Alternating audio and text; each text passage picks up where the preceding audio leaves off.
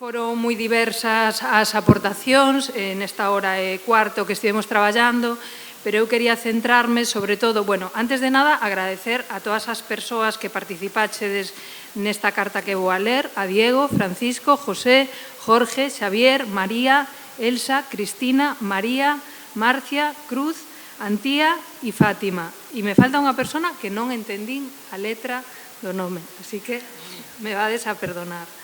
Escribimos unha carta a unha alcaldesa, imaginando que na proximidade é un dos lugares máis interesantes onde se poden dar os dereitos culturais. Querida alcaldesa, gustaríanos moito, vou a improvisar coas vosas achegas, por suposto, querida alcaldesa, gustaríanos que garantiras os nosos dereitos culturais e para eso o primeiro que precisamos son orzamentos, cartos, pasta. Precisamos espazos, pero non para miralos dende fora, sino para poder usalos e poder producir dentro deles. Os precisamos de xeito gratuito e sempre que os precisemos e que os queiramos usar. Queremos que nos escoites activamente, ti e todos os teus compañeiros de corporación, tanto a nós, persoas individuais, como as asociacións e colectivos que configuran este territorio. Queremos partir dun estudo da nosa contorna, coñecer o noso lugar, a súa memoria, para poder, a partir de aí, traballar individual e colectivamente. Queremos que poñas a nosa disposición todas esas escolas unitarias que están derruídas, que as rehabilites e que nos las cedas como espacios para todas. Queremos persoal técnico profesional, asesores, asesoras de cultura, técnicos, etc. E tamén queremos traballar en rede con outros territorios. Para iso precisamos que organices unha vez ao ano un encontro internacional. Ademais, todos estes espazos que queremos que poñas a nosa disposición precisan de persoal, precisan bedeles, persoal de limpeza e outro tipo de persoal técnico necesario para poder levar a cabo todas as actividades que nós mesmos queremos propoñer e producir.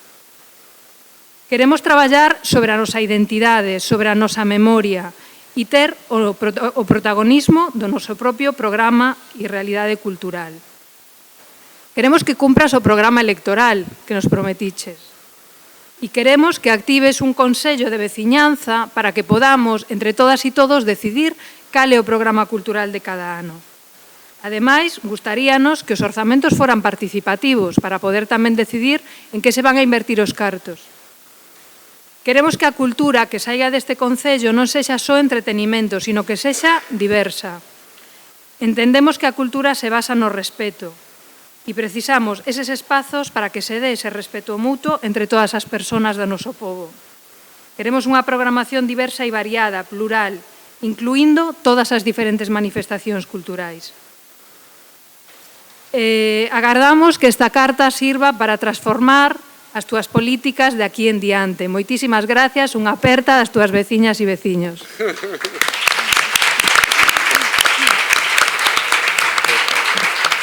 Qué bonito. Moi chulo. Qué preciosidad. Blanca. Sí, ahora.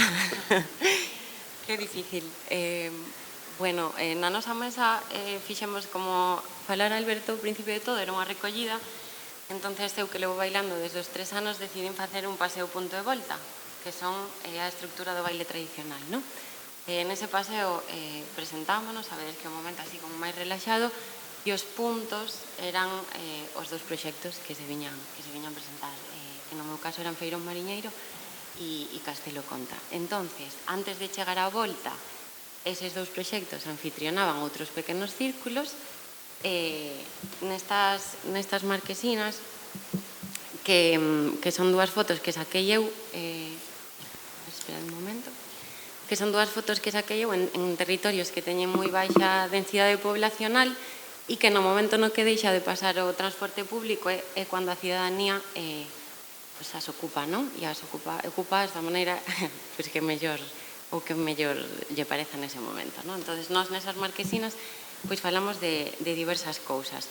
Sí que me gustaría traer unha frase de Mercedes Peón que di que os ricos teñen cultura e os pobres teñen folclore, porque, como dentro das conclusións sí que se sacaba que a cultura con mayúsculas non, parece que xa trascendimos un pouco ese momento, non? Pero sí que houve dous debates moi fortes entre os paquetes de programación cultural, os equipamentos culturais que precisa a cidadanía e o valor social da cultura, non? Como entendenos a cultura participada nas coplas tradicionais? O que non canta nin baila, que ben facer serán aprender 4 mentiras para contar de mañán. Entonces, como xa a nosa propia cultura, non? Bueno, pues cuestiona ou acusa esas persoas que só lo veñen a mirar, non? Que son as linguas murmuradoras. Entonces, sí que me gustaría traer dúas, bueno, como conclusións moi rápidas, teño moita información na cabeza agora mesmo. Sí que corpos non participan, non? De todas as persoas que estamos aquí, cuántos corpos negros existen, o sea, que estamos aquí, bueno, en fin, non? Desde diferentes miradas e desde unha mirada transversal da cultura que interseccional que toca moitos puntos, non? Nos nosos proxectos, pois moitas veces temos moitísimas dúbidas de a que hora poñer un obradoiro, porque ou é a hora de ir a comprar, ou é a hora de comida, ou é a hora de cuidar a unha persoa que ten que dormir a sesta, ou é a hora de ir a un enterro, porque os cuidados tamén pasan pola morte, non? Entonces, como é o fomento desa participación na primeira marquesina? Como se fomenta a participación e se ten a cidadanía que ir a esos foros que se abren ou son as estructuras participadas que se teñen que acercar a cidadanía. Si grupo 1 da Marquesina 1, si vedes que queredes engadir algo, este é un espazo aberto a participar, vale? Bueno, como que se falaba un pouco que non había participación real, cal era a sensación do tecido asociativo, que por un lado era un incremento, non? De que se estaba incrementando o tecido asociativo, pero por outro lado non hai xente e a densidade poblacional cada vez é menor. Entonces decían que había unha comisión de festas que quería ir a pedir polas casas, pero que esas casas estaban pechadas, non? Entonces existía como esta doble visión contradictoria, non? Por outro lado, que parecía que a burocracia era cada vez menos pesada, que a parte cultural collía moito peso, e tamén desde unha perspectiva de identificación do territorio. Entonces, desde a transversalización, como o enfoque territorial é moi importante para nós, non? A hora de participar. Que a administración, isto é unha afirmación que se puxo na Marquesina 1, que a administración debería facer o que o tecido asociativo precisa. E saliu nas dúas mesas. E despois, esta primeira marquesina tamén falaba da cultura comunitaria, non? Como cultura viva, e entendendo o dereito a participar da vida cultural de xeito comunitario. E na segunda mesa, a palabra, como si tivésemos un rótulo por detrás, sería resistencia, foi a palabra un pouco coa que nos quedamos, non? Centrouse máis no caso, parecía un estudo de caso, a Asociación Cultural Gamela, e un pouco como se entretecían os retos os que se expoñían na súa actividade. Saliu o tema do poder, das dinámicas do poder, saliu o tema da horizontalidade, estamos nun momento real de horizontalidade, ou continúa existindo unha verticalidade cara á administración, e, por último, custounos chegar a parte das alianzas, non, pero custounos chegar aos proxectos inspiradores, o que tamén é, pois, non, como falaba despois no café, que cando se dan as conversas así tamén interesantes, que nos custa pensar en proxectos inspiradores, e isto é un momento, bueno, pois como observemos o noso propio pesimismo, non? E, por último, as referentes e os referentes da parroquia, de que se está facendo en cada un dos territorios, como eses axentes culturais, e saliu moito a palabra pedagogía e houve un consenso nesa última marquesina de abrir o diálogo, non? Da importancia do que decía esta carta, o sea, esta carta era esa manifestación de intencións, non? Nos quedámonos nesa idea de temos que abrir o diálogo e queremos participar, non? Non só que nos vexan desfilando, non? Que se decía ao final de todo, nun desfile de carnaval, sino, salía unha frase de, no desfile de carnaval, nos isto non nos facemos así, nos, entre todas, non? Como entretecer conexións e ser parte, e facer parte, e contribuir a participación. E nada, viñamos a participar, non? O que se dice, a palabra.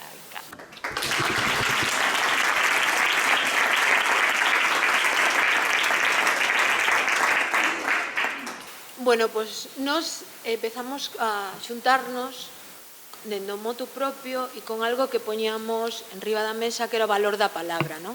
O valor da palabra nun territorio donde hasta a nosa lingua a queren poñer en dúbida. Entón, partindo do propio valor da palabra, que supón, estamos nunhas xornadas organizadas por o Consello da Cultura Galega e que supón acceso á cultura e que supón a palabra participación. E empezamos por aí, non?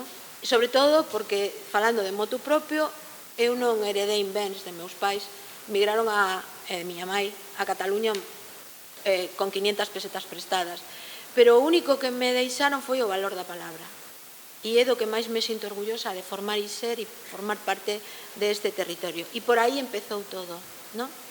E tratei de ser moi obediente ao coordinador destas xornadas, Alberto, e entón, efectivamente, acabamos de ver que se acaban de presentar os proxectos. No noso grupo había unha representación tanto das persoas responsables de proxectos, tamén de persoas vinculadas á mediación profesional, había concelleiras, además en feminino, e quero decir que fixadevos a sustentabilidade de palabra. Cando se presentan os proxectos, fixade o tempo que gastamos as mulleres en falar e en presentar un proxecto e o tempo que gastan os homes.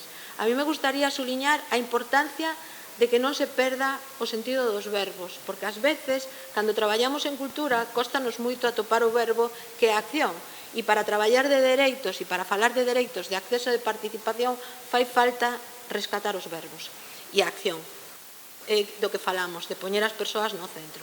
Entón, poñendo as persoas no centro, estábamos falando de que había tamén público en xeral, e tamén falábamos de tratando de ser obediente. Tú fixeche unhas preguntas, nós como grupo, como a Comisión de Políticas Culturais, fixemos unhas preguntas que plantexábamos e trataba de ser obediente tamén con Paula. Presentamos os proxectos e a primeira pregunta que nos fixemos foi se se cumple co dereito a participar. Pero que é participar, non? Quen son os axentes que fan cumplir o dereito? Se son públicos, se son privados e se son comunitarios. Nos deron moitísimas leccións o que representamos a cidadanía, persoas da pé de rúa, e que entenden que as primeiras persoas que temos que facer cumplir os dereitos somos a cidadanía, porque a fin de contas somos quen votamos os representantes públicos. Entón, se a administración fai o seu papel e se fai cumplir os dereitos, e en que medida, tamén debatimos sobre o tema. Se garante o dereito a codecidir ou a gobernanza participativa, isto parece que son películas de ciencia ficción, sobre todo porque a autoridade compartida costa moito entender o que é iso, parece que é deixación de poder, e ese tema saiu. E en que medida existen estructuras administrativas e coñecemos proxectos inspiradores. Ben, éramos un grupo de participación, estábamos todos participando, e entón decidimos agasallarvos o resto con frases. Eu é a primeira vez, non as lin nin nada, pero sí que as preguntas que nos queren agasallar. Por que no ensino obrigatorio non se fomenta as actitudes participativas? Estamos nun territorio no que nós, como territorio e como idiosincrasia, nos cuestionamos moito, como sempre dicen, que os galegos non sabedes se subides ou baixades. Non, que non sabedes sodes vos. As galegas e os galegos témolo claro. Pero sí que nos cuestionamos porque temos un espírito crítico. E en vez de lanzar afirmacións, agora de entender o que é cumprimento de dereitos, nos cuestionamos e nos preguntamos cousas que ás veces os demais non se paran a preguntar. Entón, esta era unha das preguntas que nos agasallaban. Outra das preguntas é, dicen, democracia, participación frente ás institucións. Bueno, aquí pon a cultura vinculada aos valores do territorio e ao patrimonio. É como... Queres axudar? Sí. Outra pregunta. O acceso á cultura é un dereito individual ou colectivo? Proxectos inspiradores. Feirón Mariñeiro de Rianxo, O Río Vivo, Asociación de Teatro Airiños. Como mellorar o tecido asociativo cultural nos máis maiores, que tenden a afastarse por mor da idade, crendo moitas veces que se precisa relevo xeracional, e tendo en conta que moitas veces teñen moito que aportar. Pregunta, para cando unha accesibilidade real, económica, sensorial, cognitiva e motriz proposta, un banco de tempo que funcione, de cuidado, recursos, obxetos, etc. Procesos inspiradores, os creados dende a CTNL, coordinadora de traballadores e traballadoras de normalización da lingua, Asociación de Normalizacións Lingüísticas de Galicia, certamen youtubeiros, club de debate, cos institutos de secundaria, proxecto Apego, LG por 15, premios 1000 primaveras. Como vai a afectar o turismo a nivel masivo que se está dirixido como futuro a cultura? Como vai a afectar o turismo a nivel masivo que se está dirixindo como futuro ao dereito á cultura e ela como veciño veciñas? Non entendo así. Ben, perdón. Escoítanse as distintas asociacións, comunidades, colectivos, etc. É dicir, todo este exercicio que estamos facendo de buscar preguntas e de que haxa... Cóstanos moito participar. É un exercicio de que realmente falamos de participación, pero unha cousa é falar e outra é comprometerse a través de un simple cartón no que temos que pararnos a pensar, agasallar unha pregunta ou agasallar unha palabra. Participar, de alguma maneira, participar é formar parte de algo, non? Bueno, tamén o proxecto que nos como é proxecto de proximidade xunllana. Escoitas as comunidades... bueno, isto é Ángeles, que acaba de escribir. Por certo, a miña é cega, e acaba de escribir. Escoitanse as comunidades, o proxecto, lóxicamente, Mariñas Marosas e Maruxainas. Aquí cada un tira máis... Claves para dimensionar, reducir a burocracia nos proxectos asociativos e como dimensionar a responsabilidade e sustentabilidade dos mesmos. Cansache? Sí. Faltanche dúas solo. Como escoitar as persoas que non participan? E o proxecto é AMPACEIP Apóstolo de Santiago de Compostela. Dereito á cultura mariñeira. E o proxecto inspirador Cultura Mar. Poderíase partir da escola como primeiro axente para promover os dereitos culturais. E senón, dende a escola, dende as asociacións culturais que as forman as crianzas. E o proxecto inspirador FIOT. Veredes, traballar dende a participación e para tratar de que os dereitos culturais non pode ser únicamente unha voz.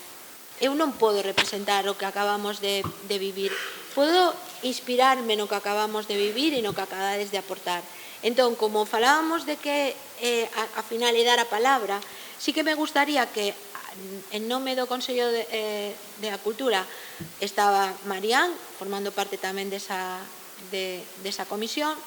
En nome das mediadoras e mediadores profesionais estaba Carlos, tócache. En nome das concelleiras, tócache. E no nome do público xeral vai a estar Ángeles. Que vamos a empezar por Ángeles. Ángeles, por favor, nos queres decir que é para ti o dereito de acceso e participación á cultura? Pero un segundiño.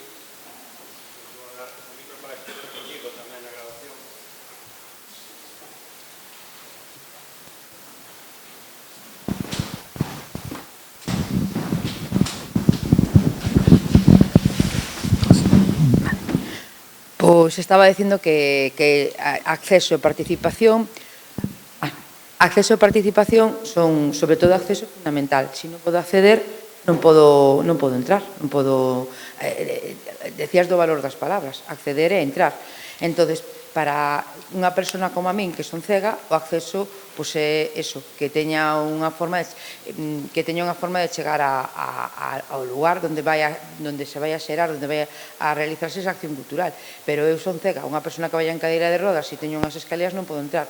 Pero claro, isto é o típico, pensamos en accesibilidade, pensamos en eso, en que o lugar onde se vai a realizar esa acción cultural sexa accesible, ou que haxa pictogramas, ou que haxa... Pero hai accesibilidade, é transversal, hai moitísimos máis aspectos a ter en conta. Se eu non teño cartos para pagar entrada, non teño acceso.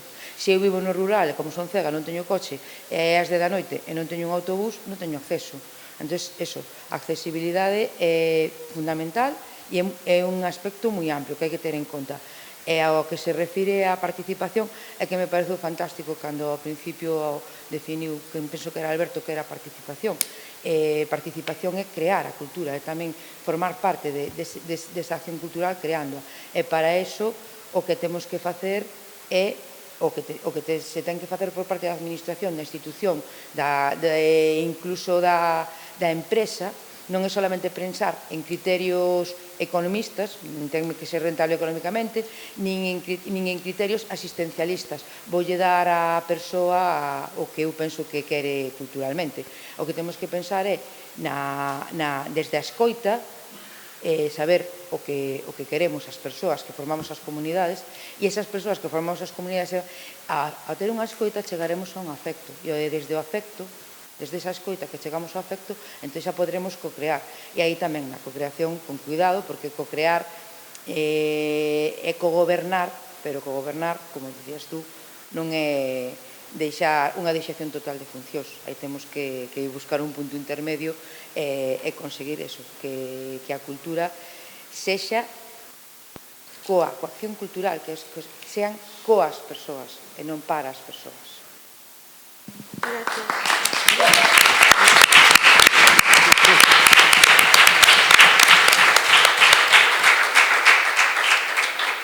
Carlos falounos dun proxecto inspirador, que estamos todo o mundo de acordo, que é un proxecto no que sí que se cumplen os dereitos culturais e como nace de forma espontánea, que é o Antroido, non? Pero, aparte de eso, puxo foco tamén en temas que creo que é moi importante que compartamos hoxe, sobre o macro e o micro. Sí, claro, o Entroido, me pareceme que os entroidos galegos son, vamos, o exemplo clarísimo de participación. Sí, digo que os entroidos galegos, non? Os que están baseados nas súas tradicións, nas súas autenticidades, que son o exemplo auténtico de manifestación cultural. O mellor non hai que chamarlle proxectos, porque estes proxectos a veces tamén ten uns matices así, pois bueno, que o mellor fuxen do cidadán e do natural e do humano, non? Pero, bueno, que son manifestacións culturais no que podería estar perfectamente ausente a administración, que parece que sempre é a que lle pedimos, non? As cousas, e podería existir o entroido igual. Entón, pareceme casi que o exemplo máis potente. Fago tamén a reflexión de que é éxito tamén dun proxecto, me volvo a palabra, que é éxito dun proxecto cultural. Falouse na mesa, non, de que dos perigos de morrer de éxito, porque parece que a veces o éxito tan só é niveis de asistencia de participantes, non? Porque non pode ser éxito un proxecto cultural no que están 10 persoas. É certo que aí xa entran factores de financiamento, eu necesito poñer nunha casilla quen me axude económicamente, o número de participantes, e se poño que é unha cifra baixa, pois non van a atender ao mellor a miña axuda. Pero, bueno, tamén as cousiñas pequenas teñen, a veces, millores impactos e realmente atenden máis as necesidades, os obxectivos, as preferencias de quen está vencellado a esas iniciativas, non? Aí vou un pouquiño o micro e a veces fagamos a reflexión do macro e ese perigo que eu creo que agora estamos a ter na cultura en Galicia de festivalizarlo todo, do proxecto grande que, bueno, que sí, parece que é moi fácil financialo e é moi bonito facerlle un cater potente, pero iso é regar a cultura por inundación e quizás nos faga falta máis facer a reflexión de facer cultura pois pinga a pinga, non? Que seguramente a nós cidadanmente nos sexa máis doado así participar e beneficiarnos dos seus resultados, non? Gracias.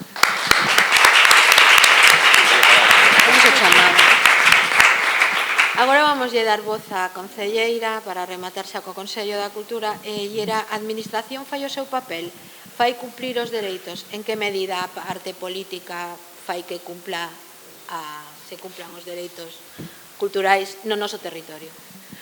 Bueno, eu falo polo noso caso particular, evidentemente. Bueno, pois no Concello de Carballo o que facemos dende o FIOT, que é o tema que trouxemos hoxe aquí, é intentar que sexa accesible. Entón, esta accesibilidade faise, sobre todo, levando o teatro a diversos lugares. Empezou sendo un festival no que solamente había programación de sala, pasouse a Rúa dos Contos para chegar o teatro a xente que non viña á sala pero ia aos bares, e despois pasouse tamén á rúa. Entón, temos espectáculos na rúa, familiares e infantiles, que pode ver calquera persoa que pase pola rúa. E tamén, despois, temos outra parte que é que creadoras e creadores emerxentes tamén teñen ocasión de participar no festival, dándolle a oportunidade de presentar as súas creacións en un formato que é o metro cadrado, que é un formato que dura 15 minutiños, que ao que tamén lle chamamos teatro de proximidade, porque sempre estás aí bastante pegado. E, bueno, despois tamén é o público, sabes, aquí interaccionas uns cos outros e hai bastante diálogo e é o público que dá o premio tamén. Tamén pasa así na sala, vale? A sala tamén deixa de ser algo no que o espectador meramente se senta e ve a pasar a ser protagonista cando tamén vota cal é o espectáculo que máis lle gusta. Ese espectáculo volve, non o mesmo espectáculo, pero sí o espectáculo da mesma compañía. Entón, aí tamén é unha maneira de exercer un dereito, non? E de ser capaz de promover a cultura que un quere. Bueno, eu penso que vamos dando pasos cara á gobernanza, que tamén intentamos ter despois momentos para a formación, momentos de debate que se fan coas compañías que elas consideran nos que se fala antes do espectáculo, entonces está o público e o espectador e explican ese proceso creativo. Despois temos outra parte na que tamén implicamos a xente do audiovisual, entonces temos un apartado que é o Zunfiot, no que fotógrafos que adoitan ser de Carballo tamén siguen durante todo un día a unha compañía e documentan toda esa parte que non se ve, e aquela tamén é unha maneira de que nós teñamos acceso a ese proceso creativo. Bueno, hai moitas cousas máis, pero pois nada, pois deixo aquí, vale? Marian, pois que sintetices o que vivimos. Claro. Entón, vale, de formación profesional, eu estou de xornalismo, de formación todo xunto, penso que saiu de aquí, tanto na nosa mesa como polo que percibín nas outros dos grupos, pois que o papel das institucións aquí non é dirixir, senón escoitar, facilitar e tamén formar, porque creo que é unha parte moi importante, que aínda non sabemos, non somos conscientes de como cidadanía temos estes dereitos culturais. É unha situación que espero que veña a resolver con moito traballo e seguramente bastante máis tempo a espera da nova lei de dereitos culturais, o plan de dereitos culturais, que a ver se agora na primavera, como estaba previsto, un poquinho máis alá, se nos presenta e que tamén integraremos nesta acción na nosa xornada final de outono. Pero a cuestión que saiu na nosa mesa e que tamén percibo aquí é que, ademais dese papel da administración, que é delicado, non? E que hai que fiar fino, a responsabilidade en todo caso é global, non? É dos axentes, das axentes, da cidadanía e tamén da administración, cada quen co seu papel. Foi moi interesante escoitar a visión do público. Creo que temos máis formación da que sabemos, da que creemos que temos, pero sí que é certo que falta moita pedagogía. Entón aquí eu, que non escribín neses sobres que ensinou Encarna, pois teño aquí a miña pregunta, bueno, deixar así, que sería: quen ten que facer esa pedagogía? Non? Eu solamente vou deixar bueno, pois que eu pronunciéme dentro desa mesa como con pouca fe e pouca esperanza, no que nós xa as que estamos máis crecidas, non? Poidamos ser capaces de mudar, sempre máis esperanza na cativada, non? Nas crianzas e en achegarse a esa xente máis nova. O que pasa é que esa xente máis nova, como funciona, quen influe neles, son máis os pares, non? Sempre. Pero sería bonito facelo interxeracional, recollendo algo que xa se dixo por aquí e que está presente nos proxectos que se nos presentaron hoxe, non? O todo o valor que nos poden achegar as xeracións, bueno, das que partiron estas experiencias no Mancomún, ese Mancomún que se nos dá tan ben, que aínda seguimos usando na xestión dos montes, por exemplo, e que estaría ben pois que non perdésemos na xestión cultural. E xa.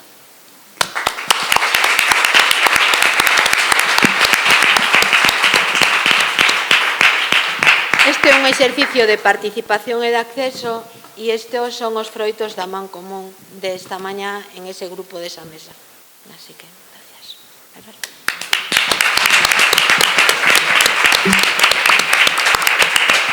Sí, bueno, pois son 58, así que casi clavamos a hora. Temos 2 minutos para pechar, vou dar a palabra a María Boteiral, a Concelleira de Cultura de Boiro, para pechar, pero antes, así como nos concertos se presentan os grupos, eu quería presentar aos obreiros da cultura que estuveron hoxe facendo isto posible, que lle das un aplauso tamén a Botixa, ao audiovisual, a Sebas na parte técnica do son, e a Juan Pañolero que está poñendo o pincho aquí abaixo. Moitísimas grazas a todo o mundo, de verdade, ao Consello por facilitar isto, as estupendas mediadoras que viñeron hoxe a traballar con elas, e a todos vos, porque creo que vos podíades estar nesta mesa falando, podíamos intercambiarnos todos, tendes todo o valor do mundo tamén, e iso o que mesmo me enche de orgullo. Decían antes, joa, que poder de convocatoria, que un día pola semana, pola mañán a Boiro, veña esta xente, e veña esta xente tan valiosa. Iso quero poñelo en valor, toda esta a xente que estades aquí. E desto se trataba un pouco de dinámica, de facelo horizontal e de que todos temos cousas que decir. E nada, viva a cultura e viva a participación cidadá. Moitas gracias.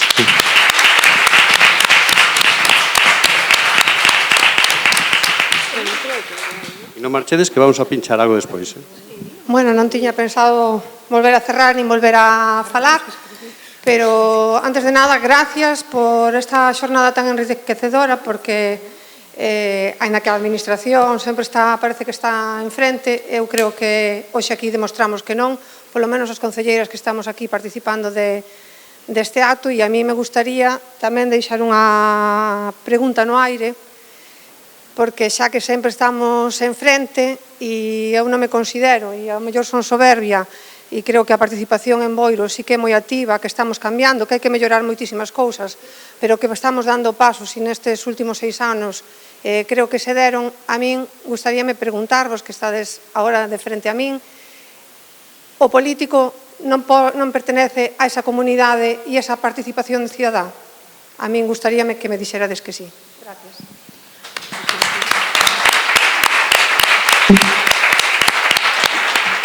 Sodes escolleitos foi toda a participación cidadá. Aquí hai unha voz última, perdón María, por suposto, protocolos máis, que é outra persona valiosísima que está aquí, que é Roberto Pascual, que vai a presentar a seguinte xornada para facer promo, para que vayamos todos a Llariz. Roberto, levántate xa. Ese corpazo tese que lucir, ademais. Moitas grazas. Era simplemente un recordatorio, non sair á escena. Parece que estou necesitado de escenarios. En calquera caso, o seguinte escenario vai ser en Amiadoso, unha aldea fermosísima en Allariz, onde falaremos das ruralidades e do territorio como condicionante da acción cultural. Estades todos e todas, por suposto, convidadas a estar alí na Casa Bella, que é a casa anfitrioa, el lugar de residencias artísticas e de creación, dirixida por Nuria Sotelo e a súa parella, e ali estaremos no mes de abril. Tedes o programa abaixo para collelo. Moitas grazas.